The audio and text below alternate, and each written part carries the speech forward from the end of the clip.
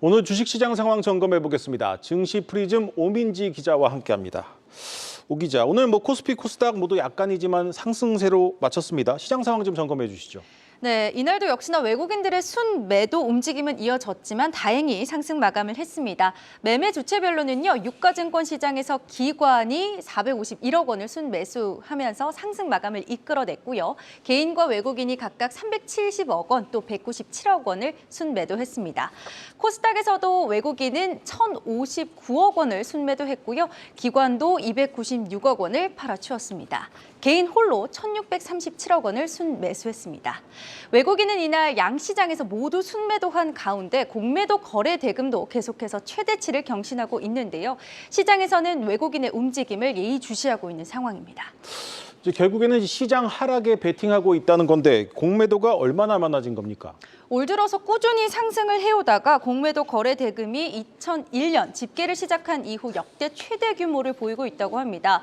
한국거래소에 따르면 월별 공매도 일평균 거래 대금이요. 지난 1월에는 3,730억 원 수준이었는데 2월과 3월에 각각 4,300, 또 4,200억 원 수준으로 올라가더니 이번 달 들어 18일까지는 6,276억 원까지 껑충 뛰었습니다.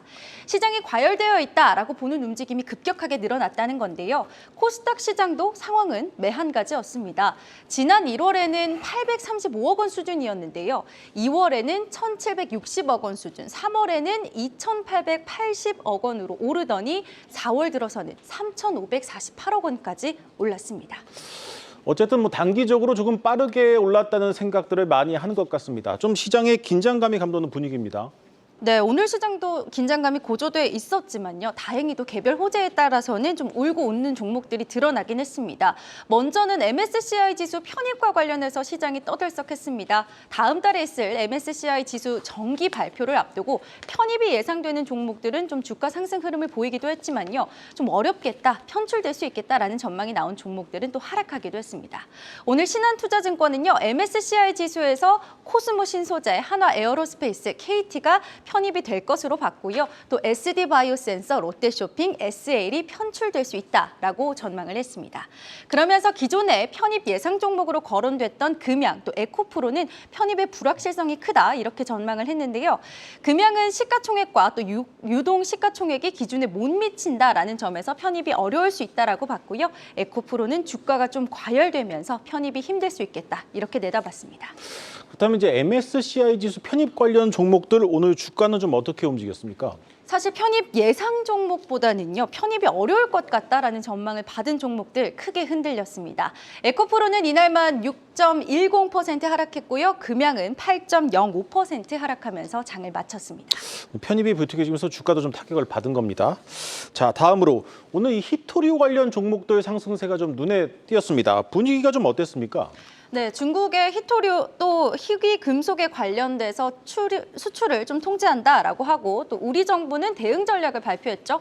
그러면서 국내 관련주들이 주목을 받은 건데요. 네. 이날 유니온 머티리얼은요, 전거래일보다 19.24% 오르면서 장을 마쳤습니다. 이 유니온 머티리얼은요, 히토류의 대체 소재로 시장의 기대를 좀 받고 있는 페라이트 마그네트를 생산하는 그런 기업입니다. 그러면서 이 유니온 머티리얼의 모회사인 유니온도요, 6.61% 상승하면서 오늘 거래를 마쳤습니다.